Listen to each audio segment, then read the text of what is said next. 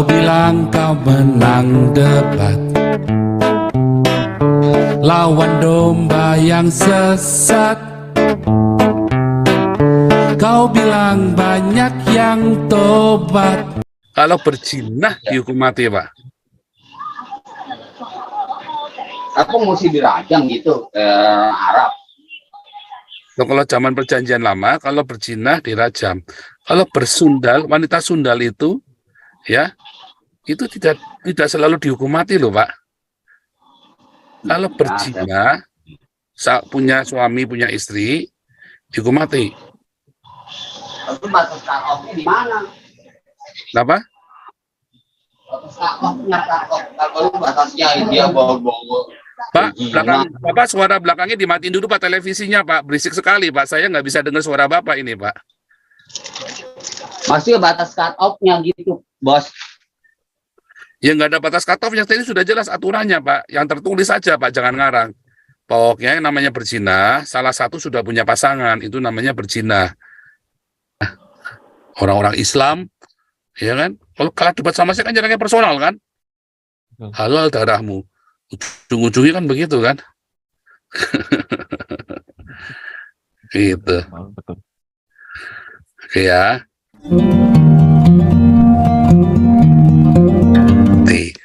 Wah, luar biasa yang nonton hari ini ya.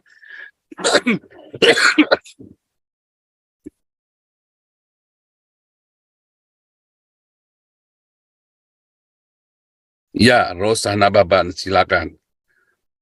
Luar biasa.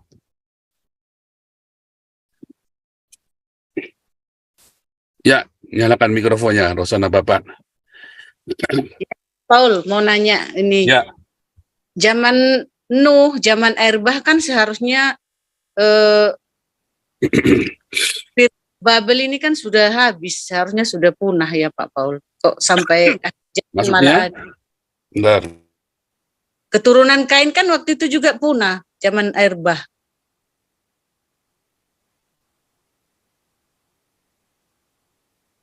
Halo Pak Paul. Kita nggak tahu Kain ini, Nuh ini, ada nggak darah Kain di dalamnya? Oh gitu. Sebab orang Yahudi mencatat keturunan itu selalu dari bapak, dari laki-laki. Ya kan? Jadi kita nggak ngerti. Itu jawabannya kita nggak ngerti. Ya kan? Ya kan? Apakah kalau kita memang merasa benar orang yang paling, kalau kamu nggak lakukan seperti yang kita lakukan, saya bunuh kamu, ya kan? Atau saya kucilkan kamu. Dia punya rema, apakah kita mengucilkan orang yang tetap bayar berpuluhan untuk kenapa kita benci sama mereka? Kalau nggak punya cinta, nggak mungkin dia punya ide. Ayo hancur, kamu dapat, kamu nggak dapat. Itulah kalau Anda benci dengan orang yang tidak sama dengan Anda, lalu Anda nggak suka, Anda nggak mau dekat-dekat lagi, ya kan? Berarti Anda nggak punya cinta. Gara-gara saya nggak Trinitas, walaupun saya dari gereja Trinitas ya, lalu dianggap nggak Trinitas kata orang, lalu saya dikucilkan. Itu yang selalu dikecam Tuhan Yesus ya di Matius 23. Itu sudah bukti bahwa Anda Tuhan tidak Yesus punya bilang, cinta. Kamu kalau Anda bayar perpuluhan, saya nggak bayar perpuluhan. Kalau saya merasa lebih benar dari Anda, kan mereka ke gerbang Allah itu bukan mau masuk ke kerajaan Allah, tapi mereka ya, kamu sana, kamu bukan bagian dari kita. Malah menghalangi lalu kita singkirkan dia. Tapi mereka sendiri pun nggak mau masuk, itu jahatnya kan berbeda. Kita boleh berbeda pendapat, bahkan dengan keras. Tetapi bukan membenci, bukan terus saling mengucilkan. Mereka anggap kalau kita nggak cocok ngobrol-ngobrol, oh oke, stop dulu. Iya kan? Apa yang bisa aku dapat dari kamu? Oh nggak ada, ya udah. Tetapi bukan berarti terus kita benci sama dia. Makanya kalau debat jangan serang personal. Nah kebanyakan orang-orang ini kalau kalah debat sama saya, mau dari grupnya Yahweh, mau dari grupnya gereja perpuluhan, mau dari grupnya Yohanes dan Trinitas, kalau sudah kalah debat sama saya, mereka lalu personal nyerang saya pribadi, bahkan ungkit-ungkit masa lalu saya. Betul ya. Itu masalahnya, itulah kebencian. Itu membuktikan bahwa pengetahuan luar biasa tentang kebenaran, jelas Matius bukan kebenaran, ayat tapi 13 pembenaran. Kamu bawa orang lain datang, malah dibikin lebih jahat dari dia. Kamu mempertobatkan orang jauh-jauh nyebrang lautan, kamu bikin dia lebih jahat dari kamu. Iya betul. Iya kan? Itu kan yang terjadi dengan orang-orang beragama kan? Iya, apalagi yang mualaf-mualaf itu kan Pak Paul udah terbukti. Iya, mualaf-mualaf itu si Yani Kristen mana pernah mengalahkan darah orang, si Agustan mana pernah mengalahkan darah orang waktu jadi Kristen. Tetapi itu semua ada di semua agama. Ketika kita beragama ya, ketika kita tadi bab L tadi, ya hati-hati dalam, makanya itu masuk ke anaknya Adam, itu masuk ke siapa? Masuk ke Nimrod, ya kan? Mereka bikin tandingan dari kebenaran. Mereka bikin kebenaran tandingan, yaitu apa? Pembenaran. Ya.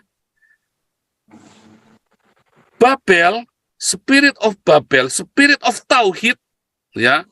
Mereka membuat tandingan dari kebenaran, yaitu pembenaran. Yang penting itu bukan tauhid, yang penting itu cinta. Ya, karena cinta itu tidak bisa dihitung satu til nggak bisa. Karena cinta itu universal, nggak bisa dihitung. Bagaimana Allah? Allah itu adalah cinta. Alkitab sudah jelas Allah bukan tauhid, bukan trinitas, bukan oneness, bukan apapun. Allah itu cinta, simple. Ya kan?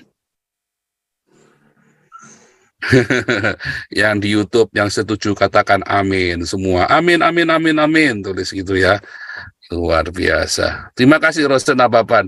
Clear ya? Wah, langsung clear banget ya Rosen Ababan ya. Wah. Ardo Purba. Iya, terima kasih Pak Paul. Saya penasaran Pak Paul, kan tadi katanya Pak Paul bilang kita kalau dilanggarkan cinta, berarti kita nggak peduli ya sama mereka mau ritualnya bagaimana, mau cara beribadahnya bagaimana ya. Misalnya kayak ada gereja yang dia mengatakan bahwa oh itu gerejanya musiknya kayak diskotik apa ke macam. Ada gereja yang satu bilang kakaknya itu itu gerejanya sunyi sepi ya, nggak ada bahasa rohnya dan sebagainya begitu. Nah, yang ini saya tanyakan begini Pak Paul, apa bedanya bahasa cinta dengan kalau kita menegur Pak Paul? Maksud saya begini, kan kita kan selalu sibuk mengatakan bahwa perpuluhan itu udah nggak berlaku lagi ya Pak Paul. Nah, itu bagaimana Pak Paul korelasinya Pak Paul begitu? Itu maksud saya Pak Paul. Nah, kita masih tahu saja, ya kan? Ya. Apakah kalau kita merasa benar, terus kita, oh kalau kamu nggak lakukan seperti yang kita lakukan, saya bunuh kamu, atau saya kucilkan kamu. Apakah kita mengucilkan orang yang tetap bayar perpuluhan? Apakah kita benci sama mereka? Nah, itulah bedanya. Kalau Anda benci dengan orang yang tidak sama dengan Anda, lalu Anda nggak suka, Anda nggak mau dekat-dekat lagi, berarti Anda nggak punya cinta. Gara-gara saya dianggap nggak trinitas, walaupun saya dari gereja trinitas ya, lalu dianggap nggak trinitas kata orang, lalu saya dikucilkan. Berarti Anda nggak punya cinta. Itu sudah bukti bahwa Anda tidak punya cinta. Kalau Anda bayar perpuluhan, saya nggak bayar perpuluhan, lalu saya merasa lebih benar dari Anda karena saya berdiakonia, lalu saya oh kamu bayar perpuluhan ya, kamu sama ke sana, kamu bukan bagian dari kita, lalu kita singkirkan dia. Nah, itu namanya bukan cinta. Kita boleh berbeda pendapat bahkan dengan keras, tetapi bukan membenci, bukan terus saling mengucilkan.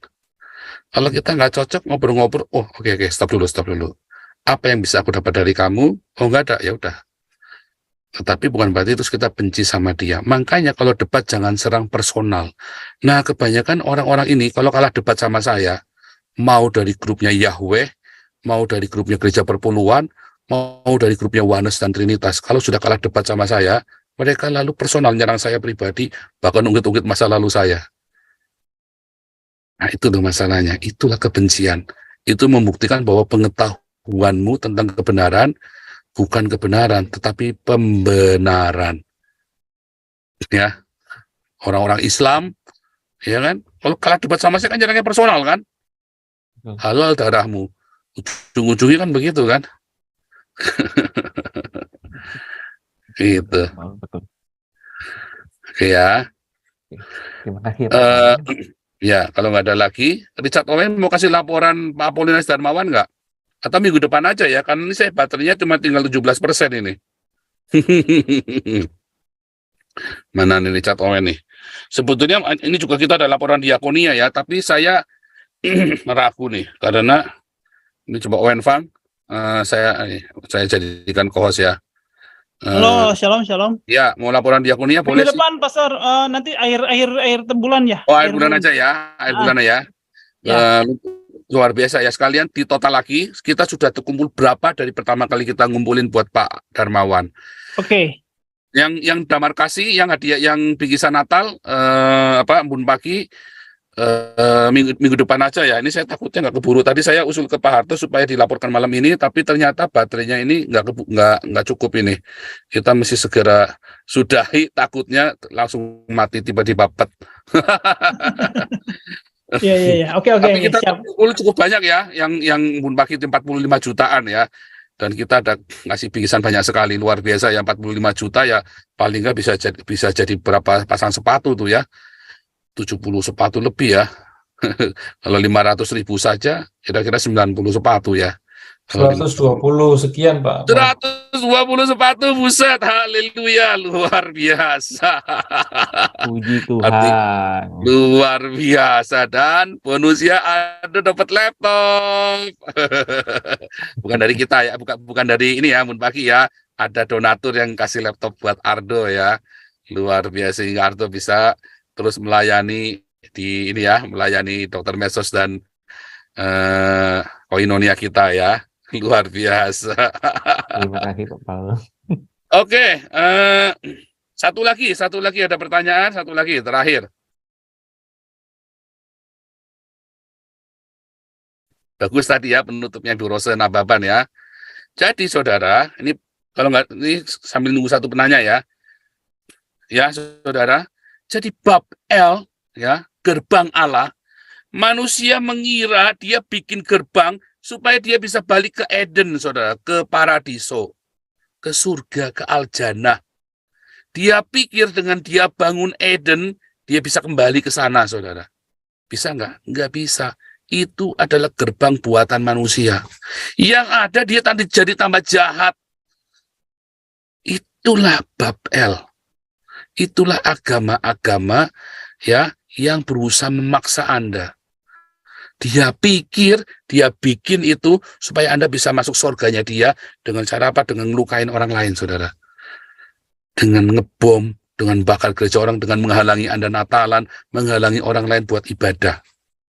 Ya, itulah bab L, saudara. Itulah apa?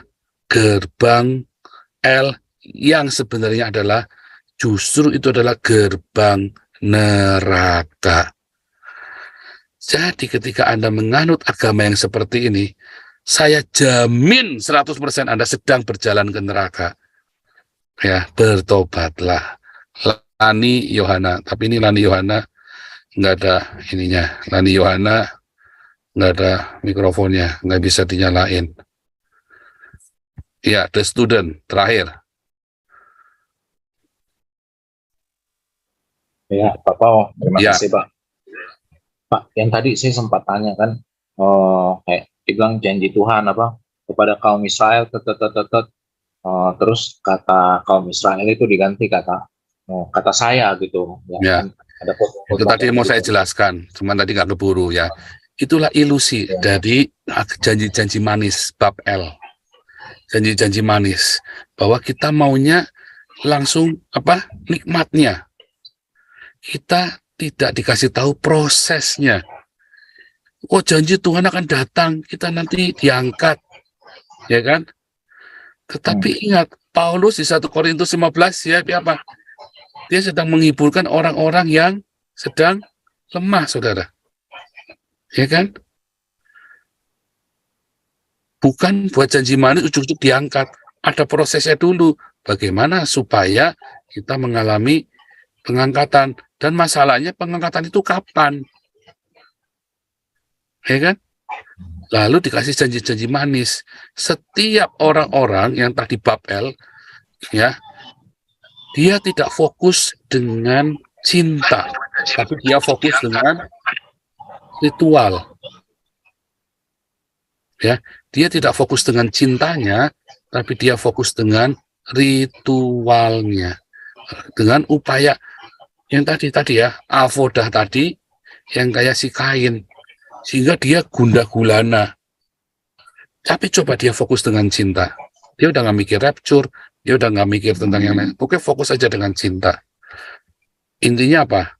Fokuslah dengan cinta. Ya. Kalau Anda tidak fokus dengan cinta, akhirnya Anda akan menghayal kemana-mana. Gitu ya.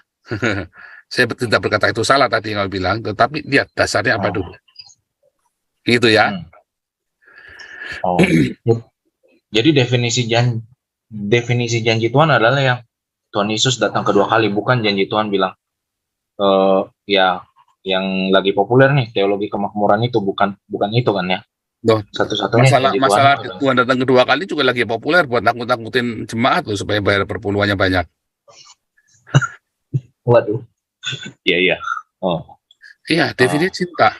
Kalau fokusnya dengan cinta, bukan cinta teori, the love teori bukan ya, tetapi apa? Praktek dong diakonia. Kan yang paling dekat dengan kita praktek cinta adalah diakonia. Lalu naik upgrade ke pengampunan. Iya kan?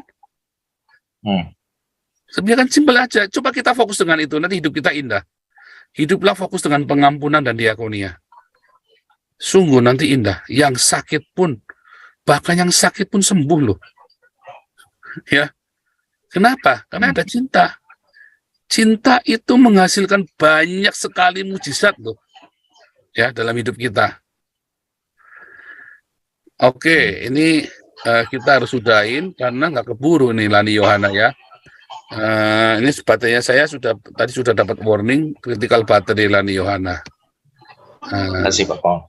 Iya, kita tutup ya. Kita coba Lani Yohana singkat padat jelas, jangan ngalar-ngalar nanti bisa. Kalau enggak nanti kita tiba-tiba mati sendiri. 7% lah. Ada Lani Yohana?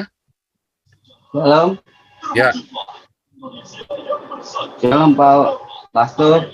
Iya, singkat padat jelas langsung. Kalau masalah Hosea kalau wanita Sunda itu gimana Pak? Apa itu? Hosea itu kan nabi itu. Nabi kecil. Kalau wanita Sunda gimana Pak? Nggak dengar saya Pak, nggak jelas Pak.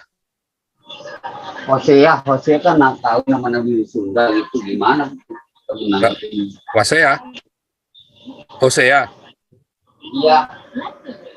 Kata menikahi wanita Sunda. Padahal wanita itu kan dihormati kalau di Ibrani.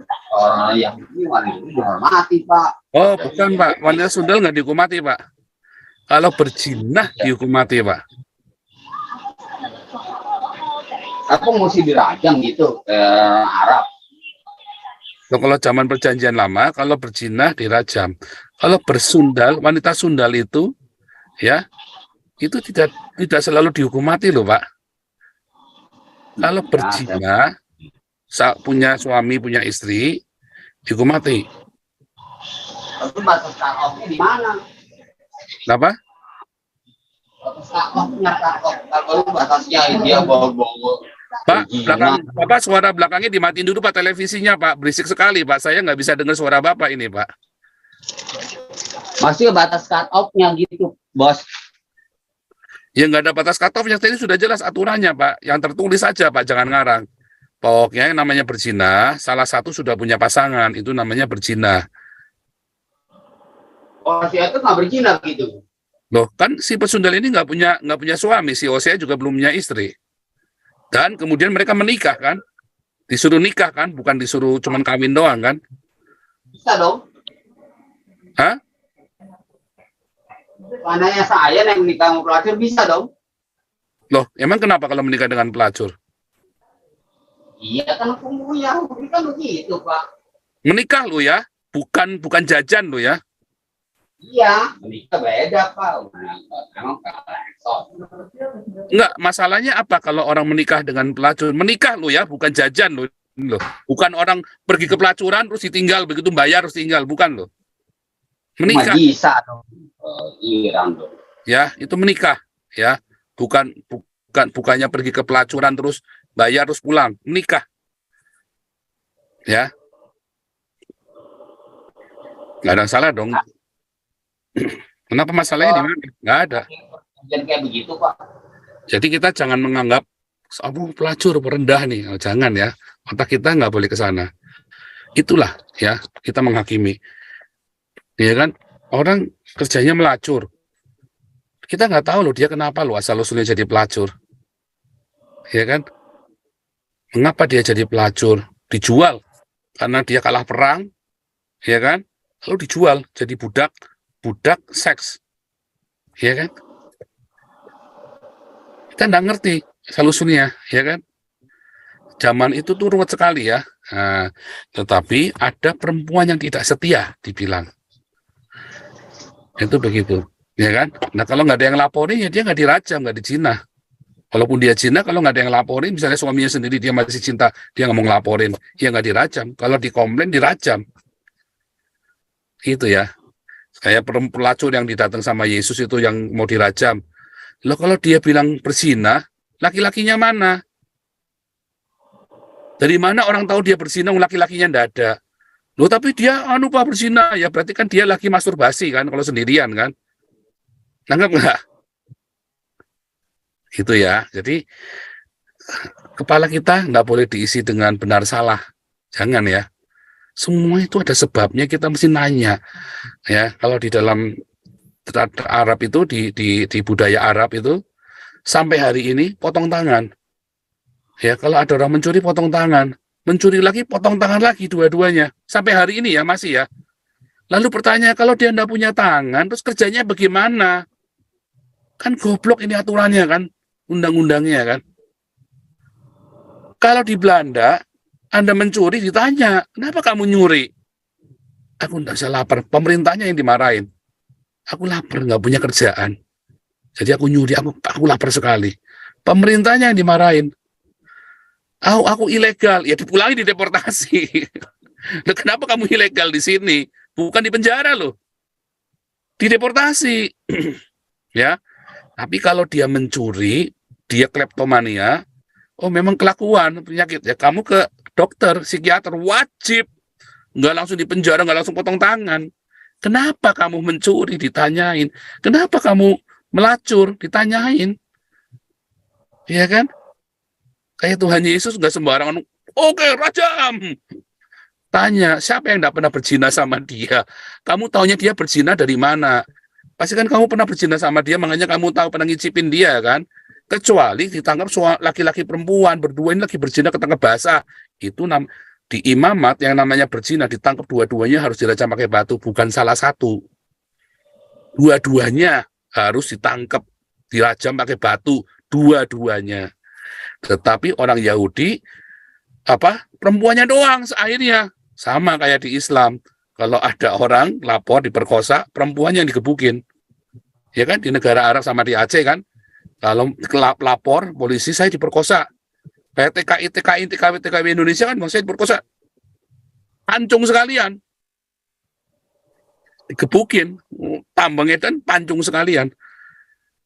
Itu yang terjadi dengan penghakiman. Ya kan? Kalau cinta enggak, kenapa kamu begitu anakku? Karena begini. Wah, ternyata salahnya pemerintahnya. Pemerintahnya yang ditegur. Oh, beneran ya, ini ada di Den Haag, di Den Haag itu riset. Di Amsterdam, 10 anak, ya, 1 dari 10 anak di Amsterdam, kalau mau berangkat sekolah nggak sarapan. Oh, pemerintahnya dimarahin, saudara. Ditegur pemerintahnya, kau bisa. Ya ditanyain, ya. Kalau maling, mencuri, ya ditanyain kenapa. Kebanyakan kasus pencurian di Indonesia karena kere loh, karena miskin loh. Ya. Nah, itu ditanyain kenapa. Jangan dipotong tangannya, gitu ya. Oke, kita harus selesai sekarang karena ini udah dapat peringatan lagi. Kita akan tutup di dalam doa. Ini ada Pak Kuang, masih di sini nggak Pak Kuang ini? Pak Kuang? Oke, Pak Frans, ada Pak Frans di sini? Ada Pak Kuang, ya. Pak Kuang silakan Ya, tutup baik. dalam doa. Baik, kita satu di dalam doa. Tuhan, Allah Bapa kami yang bertahta di dalam kerajaan surga. Tiada putusnya Tuhan kami ucap syukur dan terima kasih atas berkat dan kasih-Mu, anugerah-Mu, sehingga kami boleh mendapatkan pencerahan pada saat ini. Terima kasih ya Tuhan. Inilah doa sembahyang dan syukur kami. Di dalam nama anak-Mu Yesus Kristus kami berdoa dan mengucap syukur. Amin. Ya, kita terima berkat dari Tuhan Yesus. Laptop satunya udah mati ya. Ye bareka Adonai wa ismareka, Tuhan Yesus memberkati engkau dan memelihara engkau. Ya Adonai penem eleka vihuneka, Tuhan Yesus menyinari engkau dengan wajahnya dan memberi engkau kasih karunia-Nya. Isa Adonai penem eleka viesem leka shalom, Tuhan Yesus menghadapkan wajahnya kepadamu dan memberi engkau kasih karunia-Nya. Dalam nama Tuhan Yesus Kristus, satu-satunya Tuhan dan Juru Selamat kami. Haleluya. Amin. God bless you semuanya. Saya langsung